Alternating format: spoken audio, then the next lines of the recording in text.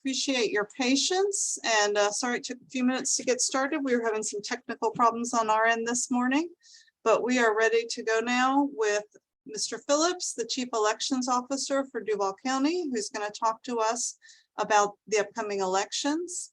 We are going to keep participants muted during this presentation, so please use the chat feature to ask a question or make a comment rather. Linnell, our league president, and myself will be able to see the chat and feed the questions to Mr. Phillips. Hopefully he'll be able to see it as well. And with that, I'm going to turn it over to you, Linnell, I think, to introduce our guest. Yes. Hey, good afternoon, everybody. I'm Linnell Philman, the president for League of Women Voters here at Jacksonville on the First Coast.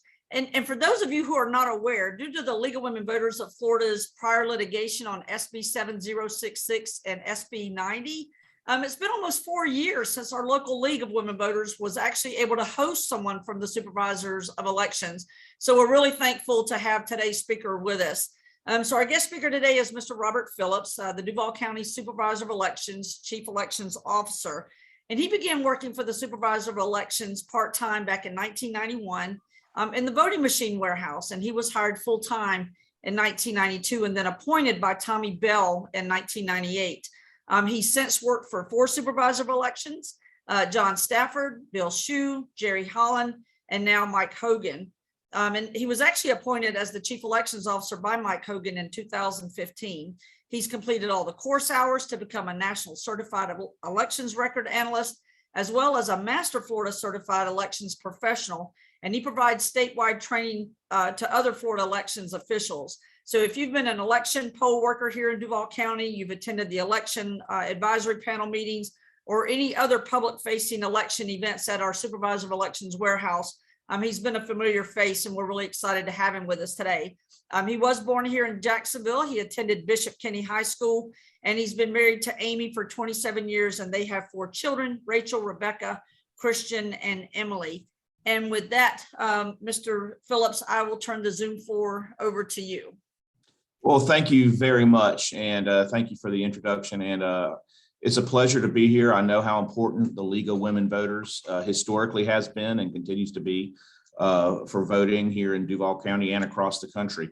I remember way back in the 90s, they were always one of the groups that turned in the most voter registrations when you actually had to deputize people, and not everyone could be. That was way back before the National Voter Registration Act, all that stuff, and they were always there holding voter registration drives. So I've always been very appreciative of them, and I'm glad to be here. So basically what I'll do is I'll just kind of give you a brief rundown of what's going on. We are well in the middle of election prep. Books have already closed for this election. They closed on October the 11th. So anybody who is not registered now will not be able to register in time for this election. But you can still change your address, or you can update your signature. You can do that all the way up until Election Day. We've currently mailed out well over 100,000 vote by mail ballots, and of those, 23,000 have come back in already. So we're sitting at about a 3.5% turnout right now. We expect that to skyrocket come Monday, because early voting will begin on Monday at 20 different locations throughout Duval County. That will be from 7 a.m. to 7 p.m. all 14 days. So from beginning on Monday, the 24th, through Sunday, November 6th, 2 days before the election, you'll be able to vote at any one of those 20 early voting sites. And like I said, they'll be open 7 a.m. to 7 p.m. The mandated time to begin early voting is next Friday, but we have always done the additional time here in Duval County, so we're going to continue to do that. The canvassing board will begin meeting next Tuesday, and they will begin opening those ballots that have been returned to us. Now, of course, there's no results or anything that can be released, but that process is open to the public. So if you just want to come in and just watch machines run and ballots get fed through, then you are more than welcome to do that. And so basically with that, I'll just open it up to questions and see whatever I can do to answer any questions you guys have.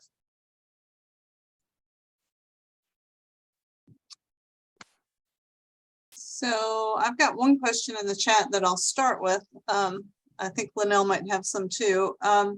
This question is about poll worker hours, Mr. Phillips. Why are 4-hour shifts not part of a poll working schedule? For election day or for early voting? Because Did you specify, is there a difference? yeah, there is, because with early voting, again, that's 14 days. And so we do have shifts for early voting. They will work several days in a row. For election day, once you're there at 6 a.m., you're there for the rest of the day. We don't have hourly shifts because if someone leaves, you don't ever know if you're going to have someone that would come in to replace them or not. Right. It's a hard enough time to getting them to come in at 6 a.m. and have everybody there. And if you were halfway through the day and you had some decommits, you wouldn't be able to finish off the rest of the day. So we don't do shifts during the day. It's always been like that. It's like that in every county in Florida. Once you get there at 6 a.m., you're there until the polls close. Great, thank you. So that kind of leads very well into the next question, which is, does Duval County have enough poll workers at this point? Well, we do, but we're always looking for more. And to be, we are very nonpartisan, but it's a state requirement that in every polling location you have to have party diversity. And we do need more Republican poll workers. We're probably about 65 to 75% of our workforce is Democratic. So we're always looking for more Republican workforce, just not only for the diversity, but again, just for the inclusiveness. We want to make sure both parties feel like they're represented and they have a say. We also love to have nonpartisan and independent party poll workers. Because they're, again, we can sprinkle them throughout the county, and it is a state law that every poll worker has 3 hours of training prior to every election. So that sometimes that kind of turns people away, but we do have enough. Matter of fact, today is the last day of poll worker training for this election, and because we have to have all the polling locations staffed well in advance of election day. But we are always looking for additional poll workers.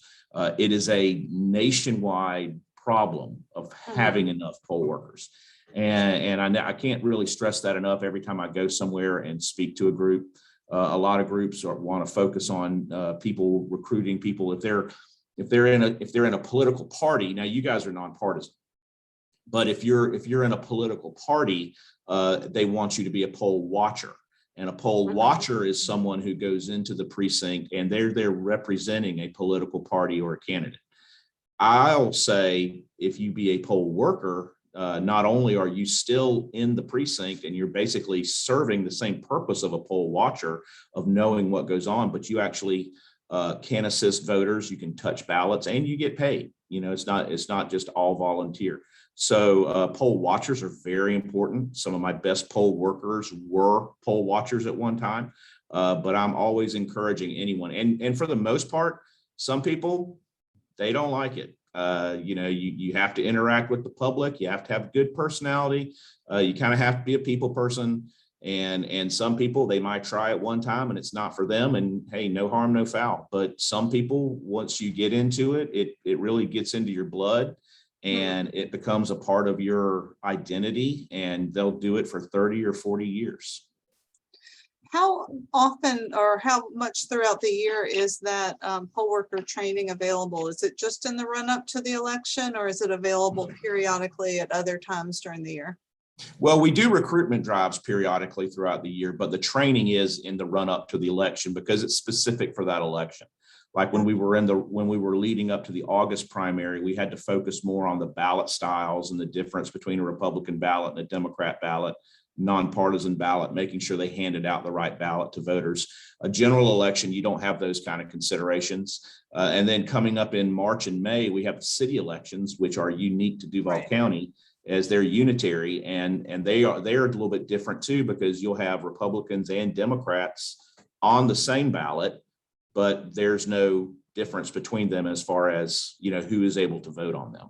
So it does matter, because you have to, according to the law, you have to have 3 hours prior to every election. So you wouldn't be able to just come in at one time throughout the year and get enough training. You still have to come in for that election.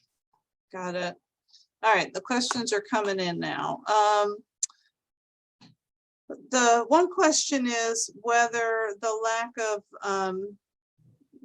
lack of party representation, or that being not distributed normally, we'll say, has that been a change in the recent, the past 5, 10 or so long years, or has that always been a trend? No, it's always been the statute, and it's always been a goal of the office. Of course, we want to meet every statute. So yeah, that's always been there. We've always strived for party diversity in all of the polling locations. And that's Has it always been a problem to get it? Yeah, it's difficult. It's very difficult because, to be completely honest, some voters, some poll workers don't want to go very far from where they live to go, because you have to be there at 6 o'clock in the morning. So that means you probably have to leave around 5. And so they don't want to go across town, or they don't want to go very far. And then on the flip side, when you're coming home at night, you're coming home late at night. So we do our best to, when you are a poll worker, we try to keep you in what we call your home precinct, which is the precinct that you live in, or at least close to that. But that's not always the case. Sometimes we have to move people around town, and to find people who are willing to that can always be a challenge. Got it. Has the, well, no, let me move on to another question. So do you have an opinion, Mr. Phillips, about whether the book closing date could be eliminated and voter registration allowed up to and including election day? Well, my opinion's irrelevant because I'm not a legislator. So that's a legislative change. I have a lot of opinions on some of the laws that they have, and they're not always good, but nobody, asks me before they pass them. It would be a challenge. Other states do it. Other states do allow same-day registration. What we have is a 29-day book closing, and that has been in place for as long as I can remember in the state of Florida, at least as far back as the early 90s, and it was probably in place well before that. So that would be a legislative change, and again, that would require a lot of input from a lot of bodies. Do I think it's possible? Yes, but it would make the election management a lot more difficult. Got it. All right, circling back to a couple of questions on poll workers and poll watchers. Going back to the poll workers, is it possible to be a poll worker for early voting only and not for the general election day, or do you have to be available for both? It's possible, but we don't encourage it because a lot of people want to work early voting because it's a 2-week period. But then we have found that sometimes people will work for that early voting period, and then even though they're committed to election day, they don't show up, and that leaves us short on election day. Election day we have more than enough early voting workers. Where we need the workers really is during the election day period. So is it possible? It's possible, but it's definitely not encouraged. It's not going to solve your problem. No, it's not going to help us any, right? All right. How many poll watchers have been credentialed in Duval County? Well, I don't know that because the deadline for election day has not yet passed, and they are sent in by the parties. They are sent in by the individual parties. I could probably find out that information for early voting. If you give me a minute to text somebody, I can find out about it. But you can go on to the next question while I'm doing that. Okay. Linnell, I think I'm showing you as a co-host. Yeah, I'm not able to see those in the chat, so I will take one that I was able to see. And this you may be able to address. I'm not sure you'll be able to give an answer. It says, given that the Prime Osborne will not be an eligible site in March, are there other locations in the nearby community that you're considering as a replacement site? We want to reiterate that per the leaseholder's lease, the tenant, the city of Jacksonville maintains ownership of the Shell Suite Center, and that property would therefore qualify as an early voting site. If that is not an option, This person would like to work with your office to find a different location that would serve the predominantly Black community that utilized both Edward's University and Prime Osborne Center in recent elections. And would you consider Shell Suite Center as a replacement for Prime Osborne? Well, Shell Suite is and has been a polling location for election day. It always maintains its status as a polling location for election day. I do not know right now what the plans are for the March election. We'll make that decision a little further out. But again, that'll be Mr. Hogan's decision. And but we will still have 20 early voting sites. So we will have something to represent that area, yes.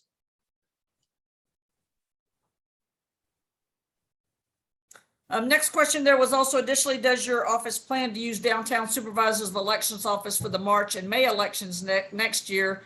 And if not, what sites are you considering as replacements? Yes, the downtown office will still be available for voting in March and May. Yes. Okay. Right, and you do have you still maintain the intake box, what we used to call the drop box for vote by mail ballots that is currently available to all voters in the supervisor of elections office on Monroe. Is that right, sir? That's correct. And I like to remind voters that in Duval County, there is a secure ballot intake station, or there is a ballot. It's not the same definition, but there's a ballot intake station you can utilize at every household, and that's your mailbox, because we pay for the return postage on, not every county does that, but we pay for the return postage on your vote by mail ballot. So there's really no reason that you can't just drop it in the mail. And we have a very good relationship with the post office. We have not had a problem with them holding mail or receiving a big backlog all at once. We'll get 5 to 10 trays per day of mail. Like I said, we've already got 23,000 back, and we're getting about 3,000 back a day. So I always encourage voters to do that. You know, that's an easy way. And we've been doing that since the early 2000s. And I don't really see that changing anymore. I don't ever see that changing either. Okay, so I know there's been a little bit of concern in the community. I want to make sure we get this out in the public. There's concern about challenged voters. Whether your office is receiving a large number of requests to challenge voters, or that we might anticipate that at the precincts. Can you tell us what that might look like or how it would be handled? Yeah, basically the statute does allow for a voter to be challenged, but it doesn't allow for a frivolous challenge. So you've got to have a very good reason why you want to challenge someone. Leading up to the primary election, we did receive a couple of emails from some groups that said, hey, we think there's like 3,000 voters in Duval County who don't really live here anymore, and we want to challenge them. And so we, do our due diligence on that and respond and say, if you want to do that, that's fine. But this is the process in Duval County and in the state of Florida. The Florida law requires for each individual voter that files a challenge, you have to file a challenge for that individual voter. You can't do it in mass. And you have to sign an oath for that individual voter. And you have to either do it at the polling location, or you have to come down here to our office and sign it in our presence. It has to be signed in the presence of an election official. So once you let them know that, then the challenges seem to go away.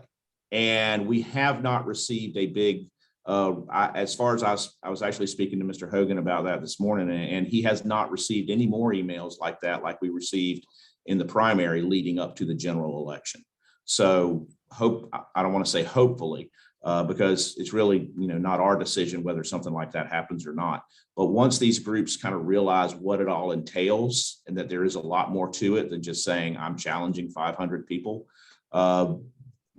it seems a lot different when you're the person signing your name to say, I don't think this other person really has the right to vote. That carries a little weight. And also, like I said, it is against the law to file a frivolous challenge. So do I think that we're going to have any? No. That's why when I do the poll worker training, I call challenges Bigfoot, right? Because I've got my coffee mug here. I believe in Bigfoot, okay? And I know Bigfoot's out there, but I've never seen him. And I know that the law allows for voter challenges, but in all the years I've been here, I've never actually seen one. And so do we tell the voters, do we tell the poll workers how to handle it? Yes, absolutely. If a voter shows up and they are challenged by a poll watcher, or if it's in the system that the voter has been challenged, then they would be able to vote a provisional ballot. And then that provisional ballot would be reviewed by the canvassing board. Okay, thank you. So as an election worker, I get a lot of training from you and your staff. You do a great job. I appreciate it very much. We have this piece of equipment, the express vote, which in a lot of precincts, it just sits there. People come in, they check in with the technicians at the eVids, and then they're given a paper ballot. But can you talk just a little bit about the express vote and dispel, especially dispel a myth about the technology that it uses? Yeah, absolutely. The express vote is new to Duval County, but it's not new to the state of Florida. It's been used by the surrounding counties in Clay, St. John's, and Nassau for quite a while now. Down in South Florida, they've been using it for a long time too. What's really kind of funny is you get a county, sometimes the smaller counties can adopt the newer technology faster because it doesn't cost them as much of an infrastructure commitment and as much of a capital investment. Because when we're going to change voting technology, it's going to be at least $1 million because of the number of polling locations we have, the number of equipment, the amount of equipment we have to buy, the number of voters we have. All of that goes into play. That's why we were one of the last. It's a funny story, but back in 1999, when my first boss, Tommy Bell, was still supervisor, they almost went to optical scan that year, the year before 2000, but she didn't want to fight for the funds to be able to do it. And then 2000 happened. So then all the funds were suddenly available again. So sometimes it takes a while for a bigger county to get the technology, but the auto mark we've used for probably since the early 2000s. It's basically what we call a VAT, a voter assistance terminal. And it allows the voter to make their selection on a screen, and that screen, they can touch the screen and it will read the ballot to them if they're illiterate, or if they're blind, or if they have a language barrier, it reads the ballot in Spanish. So we'd had that for years. The express vote is just the newest version of that. But the only difference is with the auto mark, it was basically a big, clunky laser jet printer or inkjet printer, and it printed an actual oval on an actual paper ballot. The auto mark is different, as it just is on a thermal piece of paper and it prints the barcode for the machine to read. But according to the new legislation for the 2020 legislation, federal and state legislation, everything that an elections device prints has to be also printed in human readable. So it prints your selections on that ticket as well. And then everything is read by the same ballot tabulator, the DS200. So it's not a touch screen. The touch screen direct recording electronic devices are illegal in the state of Florida. We cannot use them even if we wanted to. All it is, it's a device that will assist a voter, allow them to mark that ballot, and then that ballot is fed through the regular DS200. It's still tested. The ballots are tested at the logic and accuracy test to show that they are counting accurately. We recently had a recount in the primary election with Congressional District 4 on the Democratic side, and the results of that recount were exactly what we would have expected. So there's no real fear or doubt about the accuracy of the express vote unit itself. Some people looking at it think, oh my gosh, it's a touchscreen. But like I said, it's not. It still is a paper ballot. There is still a paper record. It has several advantages. If you go to early voting, we put a lot more of them in the early voting sites because the ballot on demand process for the express vote is a lot faster. But we're always going to have that regular ballot on demand option for those who want just a regular paper ballot. Now, some people have said, well, it doesn't match my sample ballot. Well, the sample ballot is made to look like the actual ballot, but all the candidates and the order of the candidates and all of that is going to always be the same.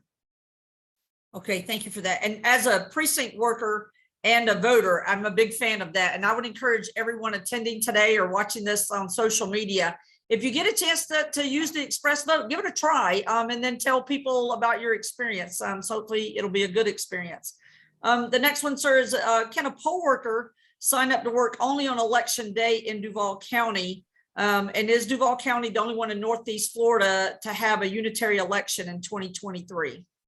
So yes and yes. If you're a poll worker, you can work just election day. You don't have to work early voting. And again, that election day is where we really need the poll workers.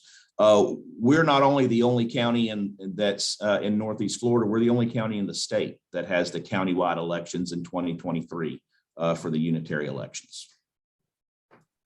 I think there are some folks who would think that we would try to realign our election dates to try to especially get a little bit more involvement. I know we've had low voter turnout when we've done our local elections in the past, and that's kind of disheartening. That has, there have been several people who have proposed it, and it never even makes it through council to make it to the ballot. So again, that's a legislative thing. Or that would, in this case, it would be a city council issue. The city council would have to show the will to do that. Yes, sir. So this one gets back a little bit to voter eligibility challenges. It says, how are voter eligibility challenges submitted and protests to vote by mail ballots at the canvassing state by political observers handled by the canvassing board? Okay, so there is a form that, again, if you wanted to challenge a voter, you would contact us. We would give you the form. You have to come down and sign it here in our presence. If it's before election day, we have to go ahead and put it on the record, on that voter's voter registration record, so that it would stop that ballot from actually being counted. But the voter is also notified that their ballot has been challenged, and they have an opportunity to come down and present evidence to the canvassing board as to why their ballot should not be challenged. And the statute also says you can't challenge someone based just on their address. Okay, so if you were to say, hey, I don't think Robert lives at this address, so I'm going to challenge him. And I show my driver's license and I say, this is my address, then the challenge immediately goes away, because you cannot challenge someone based on address.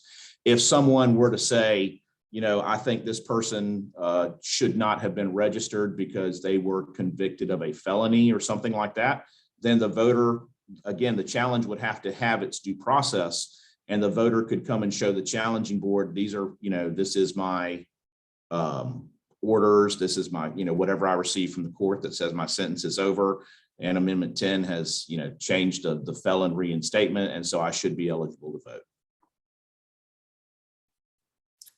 Okay.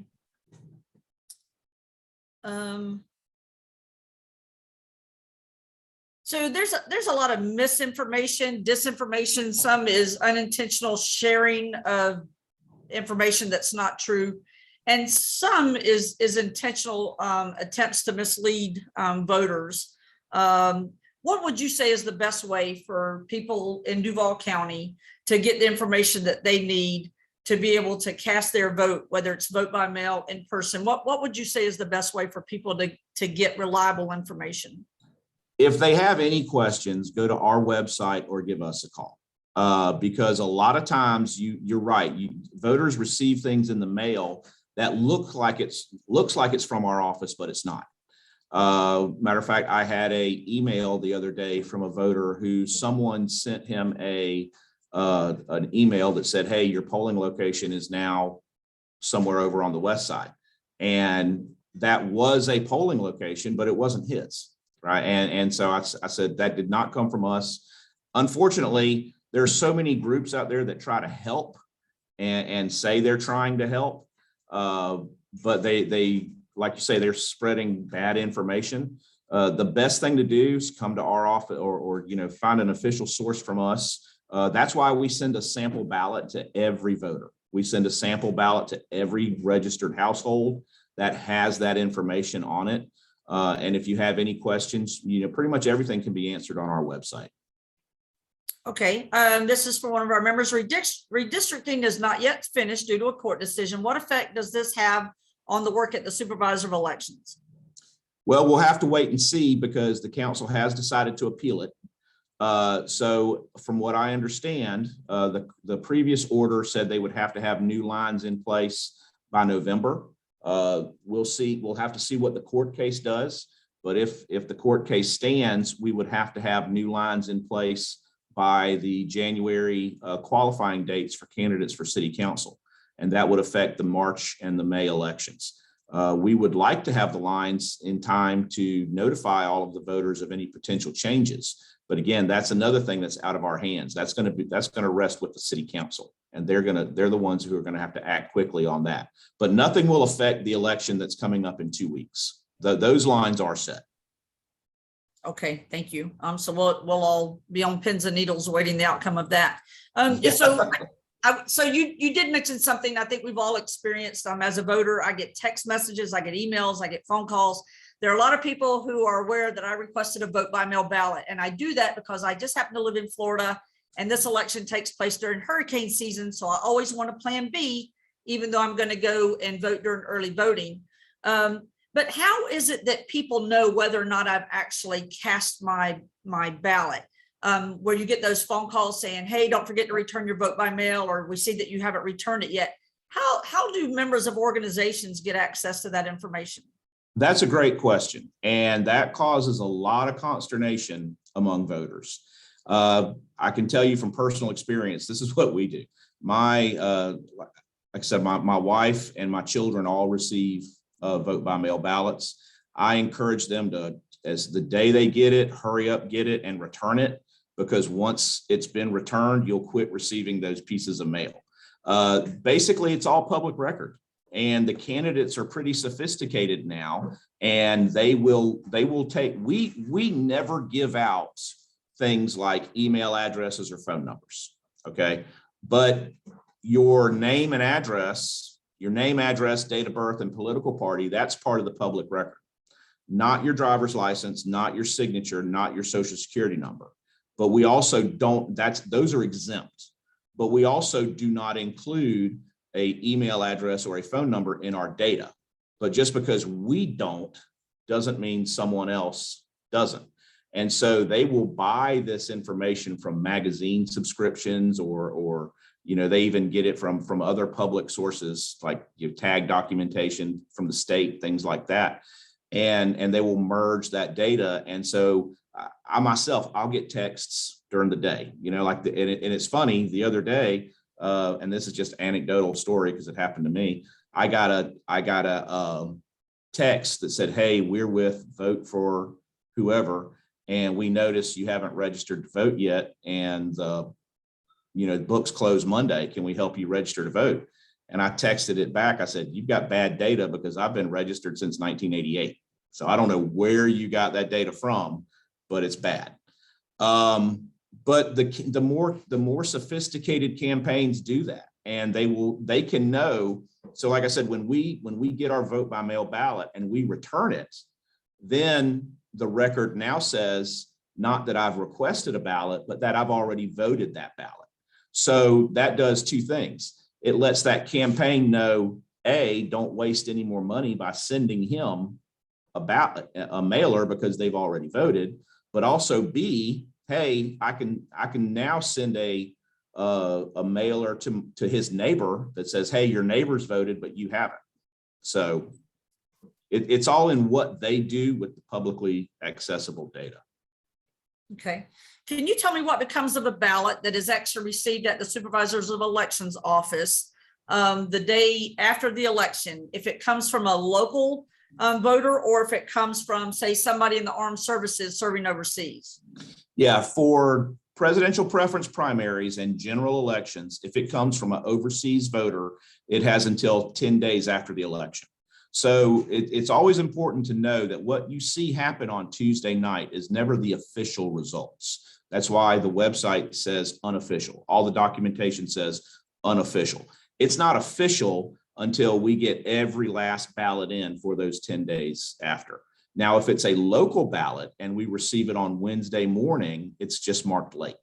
The law does not allow for that to be counted. The law is very clear. Any vote by mail ballot has to be returned to the supervisor's office by 7 p.m. on election day. That's why we make several runs to the post office on election day. We always encourage, I'm sorry, we tell our poll workers and poll worker training, if a voter comes in to drop off a ballot, do not accept it because it will not be counted. The whole purpose of a vote by mail ballot, like you said, it's a good plan B, but if I'm gonna be in my precinct, I'll go ahead and vote that ballot there. Don't turn in a vote by mail ballot at the precinct. So if we receive it and it's a local one, it's just marked late and it's not counted. If it's overseas, then they have until 10 days after to count that ballot. Okay. There's a number of reasons why a voter voting in person at a precinct might receive a provisional ballot. Say they're up against the clock, it's election day, and they did not bring their ID with them, and they cast a provisional ballot or maybe something else. Can you tell us what actually becomes a provisional ballot after it leaves the precinct and goes back to the supervisors of elections warehouse? Yeah, absolutely. Provisional ballots are issued if a voter's eligibility is in question. And so that's if they can't confirm that voter's identity or eligibility right there at the precinct. So like you said, not having an ID is a good one. Florida law requires you have a photo and signature ID. But if you don't have that ID, then that doesn't mean you can't vote. You just vote a provisional ballot. So the poll worker will record all of the information for the voter on that pink envelope. The voter will still receive a regular ballot. They will vote that ballot, but the poll worker will put a P on the top of that ballot to prevent it from accidentally being fed in the DS200, because provisional ballots cannot be fed at the precinct. So that ballot will come back to us. On election night, when we receive all the materials back, we make sure that we have received, we go through and look and make sure we have received all of the provisionals back from every precinct, and then our staff begins the research. So if it is let's say, for example, it's a ballot that I did not have my ID. So the staff will look up my voter registration. They will compare the signature on my voter registration to the signature on that provisional ballot, just like a vote by mail, because now I'm not there to provide that photo. If the signature matches, then they mark that the signature matches and they recommend the ballot to be counted. If the signature does not match, they'll say that the signature does not match, but we will still try to reach out to the voter either by email or telephone to let them know that they have until Thursday at 5 to present a valid ID, which is a cure affidavit, just like the vote by mail ballot. So then once the staff has done all the research on all the ballots, and I'll use another example in a second, all of those go to the canvassing board. Now, the canvassing board does have the final say, but on provisional ballots, they always go with the recommendations of staff. So if the staff says this is a good ballot, they automatically count it. Now, if the staff says it's a bad ballot, they might give it a little more deliberation, find out exactly why it should not count. Let's say a voter registered after the books closed, okay? And they are registered, we see they're registered, but we see they registered books closed for this election on the 11th. So let's say they registered on the 13th. Well, then the canvassing board might say, do we know for sure that's when this person registered? And we can show them when they registered. And then they say, okay, well, we can't count this. Now, I'll give you another example. Let's say, for example, I told you I have a vote by mail ballot at home. And let's say my wife drops it in the mail for me and returns that ballot. And I don't realize that. I don't think about that. And I think on election day, hey, I need to go vote because I forgot to mail my ballot. When I go to vote, if that ballot has been received, it's going to tell the poll worker this voter has already voted. And then me as a voter, I might think, no, I haven't voted yet. That system is wrong. I still want to vote. Okay, I'll vote a provisional ballot. Well, when that provisional ballot comes back, again, the staff does the research and they will look and they will see, okay, it says he voted a vote by mail ballot.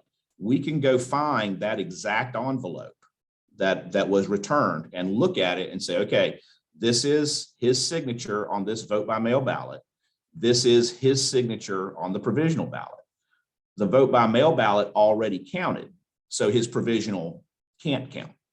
Or Let's say somebody else signed my vote by mail ballot by mistake. My wife or someone else signed that ballot. Well, that's not mine, so that didn't count. So now that provisional ballot would count. And all of that deliberation and research is all done the Wednesday and Thursday after the election. Which is There's also a lot that goes into it. also visible to the public, correct? Yeah, the public is always welcome to attend all of that as well. Yes. Okay. So we all know in a precinct, if you make stray marks on a ballot, you tear the ballot, or you mark too many candidates in a race. We all know we get that at the DS200, and we have to issue another ballot, or we spoil the original and issue a new one. But can you tell me what happens with someone who has voted by mail and maybe they've marked too many candidates or they tore their ballot? What happens to that vote by mail ballot when it arrives at the supervisor of elections office? Yeah, that's interesting. And sometimes that actually can be some of the entertaining things that you'll see that's open to the public, because it's amazing what a person can do to a paper ballot. They will scratch out every other name. They will black out the name. They will write expletives next to that person's name. They will say anybody but this guy, but the machine can't read that. The machine is just looking for the zero, just looking for the ovals on the coordinate. So any stray mark or anything like that, the machine's going to kick it out.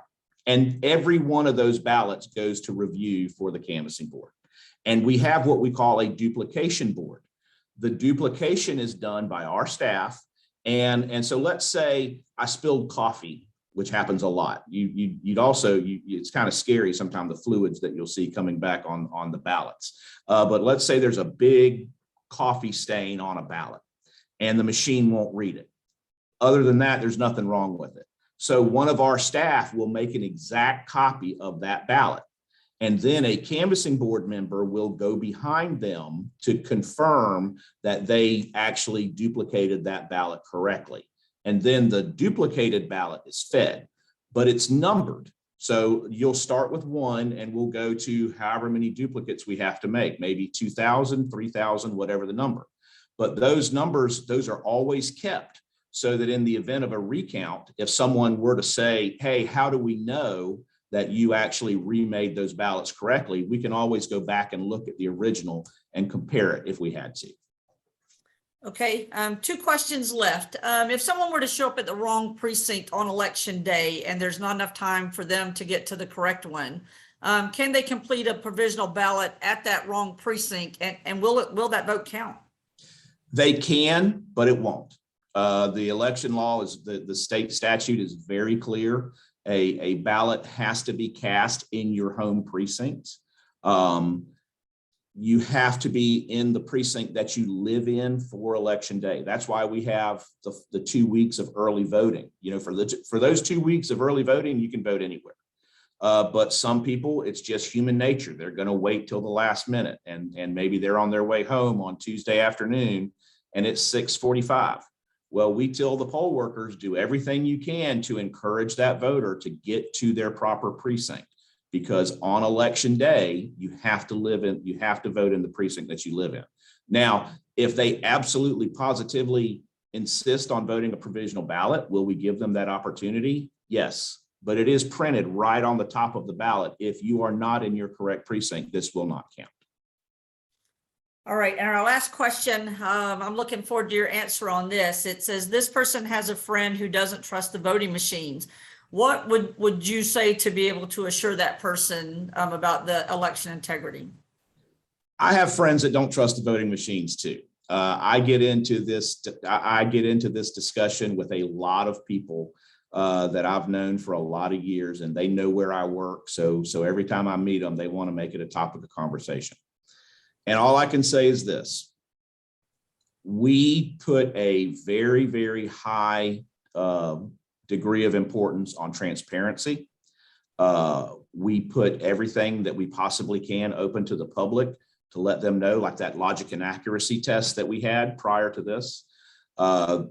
Throughout all of the years, there's never been anything that has happened here. And I tell people all the time, I can tell you how things work in Duval County. I can talk for hours about Duval County.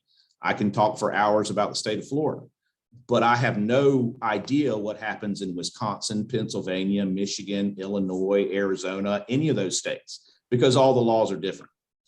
But if you don't trust it, then come and look at the public process. Actually take the time to do that.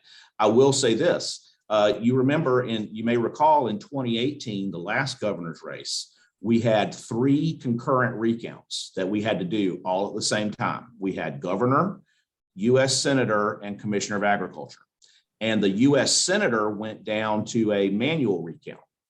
And the Palm Beach Post said that Duval County was the most accurate county in the state. The total number of ballots that we had cast out of 318,000 ballots plus after, or 384,000 ballots cast. After the recount, our total number of ballots only changed by 2 votes. And that was because, and we were able to trace that back to a poll worker had just mishandled a jam and a ballot had accidentally gotten fed through twice. So that tells me that the system is extremely accurate. And I have a very, very high degree of confidence in it. I had to, at the logic and accuracy test that we had the other day, I said, we've used these systems now for 10 years. During those 10 years, we've had Republicans and Democrats win statewide races. We've had Republicans and Democrats win countywide races here in Duval County. So there's no evidence that you could point to that gives you any kind of thought that there would be some kind of malfeasance or anything in the voting machines. All right, so, it's been a long 4 years waiting to be able to host someone from the Supervisor of Elections office. So I think it's been worth it. I appreciate you joining us today. Here in a moment, we're going to move into league announcements. But before we do that, I just want to say thank you for joining us. And I would encourage anybody who's listening, whether you're a league member or someone out in the greater community here in Duval County, visit the Supervisor of Elections office. Now, I know you're not doing tours right now, but y'all have welcomed us up as league members to go on tours. Mr. Hogan made himself readily available to us, as did your IT staff. And we really got a chance to see all of the equipment, to ask questions, to understand the process and the policy. We highly recommend members of the public go to the canvassing boards. Don't assume that what someone is telling you is what is actually happening there. It is open to the public. We would highly encourage you to go and be part of the process and see how it actually works. And then, the league has been putting this call out for the last 2 years now. Become an election worker. Number one, it gives you access to the information about how this actually functions and works, and it lets you see the integrity of the process. So we would highly encourage you to do that. And then, if you want to become an election worker with your party or a candidate or the nonpartisan election protection folks, that's a great way to get involved too. But, Duval County's doing a great job, and we just want people to be part of the process so we can all be good stewards of good information out in our community and help disrupt the disinformation and the misinformation. So we're going to make announcements now, Mr. Phillips, but if you have any last words, that's great. And if not, you're free to stay or go. I just want to thank you for the opportunity. I really enjoyed it. I enjoy getting to talk to people and to share what we do. I think it's very important. And like you say, I think it's important to get proper information out there and to be transparent. The impetus is on us to provide that transparency and answer those questions whenever we can. So I just want to thank everyone for participating. All right. Thank you very much. Deb, I think we have a couple of slides. There you go. You are so timely. And for those of you who have not been following us on social media, we have a major campaign coming to town tomorrow. It's called the Arc of Voter Justice Tour, the African American Policy Forum, the Transformative Justice Coalition, the Rainbow Push Coalition, Black Voters Matter, League of Women Voters, and a number of other organizations are coming to town. A lot of folks are going to go up and meet the buses as they come in from Brunswick, Georgia. They're going to meet at 10 a.m. at the Shops at Sherwood, which is located at 5045 Sutel. So they're going to meet them there, and they're going to escort them down to Ed Waters University and celebrate with some students there and give away some banned books. And then they're going to escort them over to what we're calling Celebration Village, which is at St. Stephen's AME Church at 913 West 5th Street. Now, our president of the League of Women Voters of Florida, Cecile Schoon, is going to be there. She's doing a postcarding event to send positive messages to voters who are returning citizens who now have the right to vote. So you're welcome to come and join us in that. We'll have a table there. We'll be giving away some swag on behalf of the league. But the African American Policy Forum is going to be giving away books that are on a banned list, to include Their Eyes Were Watching God, The Color Purple, The 1619 Project. These are great books that have no business being on a banned list. And we want to make sure that people can actually read information that maybe challenges the way we think and feel and see things, not things that just confirm the way we already think and feel and see things. So we're hoping you'll come out for that. At 5 o'clock tomorrow afternoon, there is going to be election protection training. It's going to be provided by the NAACP's Legal Defense Fund. There are going to be some lawyers there, and they're just going to be folks like me and you who care about election protection. So if you have your phone out, there's a QR code on your screen that you can grab real quick. This is also on our social media if you'd like to take a look there. But we do ask that you register so we can make sure that we have enough training material and some food. We're going to have some great food. So we ask that you register for that. And election protection can mean many things. It can mean monitoring things on social media for misinformation, disinformation, and reporting it. And it might mean being a mobile rover where you're observing things at different precincts or stationary at a precinct. So we hope that if you're not already involved, that you'll take advantage of that. And lastly, we have a member appreciation dinner that we are going to be hosting on November 13th at 5 p.m. and it's going to be out at UNF. And what we're really doing, it's been, since February 2019, since we really had a chance to be together before the pandemic. It was the last thing that we did as a large group. We really want to lift up and appreciate those members who have continued to do the work of the league. And we really want a chance to be together for some of our newest members that have not met us all face to face, and for some of our long-term members who we have missed, and we would love to see you again. So we're hoping that you'll register for that and come out and join us for dinner and have some fellowship and really start getting reconnected and doing the work of the league as an entire unit. So having said that, I appreciate everybody making time for us in the middle of your day. It's quite gorgeous outside. So we thank you for joining us, and we're going to share this again on social media. So maybe other members of the public will get some of their questions answered and they weren't able to be here today. So thank you all so much. We appreciate you. And with that, I give you back the rest of your afternoon, and hopefully I'll see you tomorrow at St. Stephen's Church. Thanks.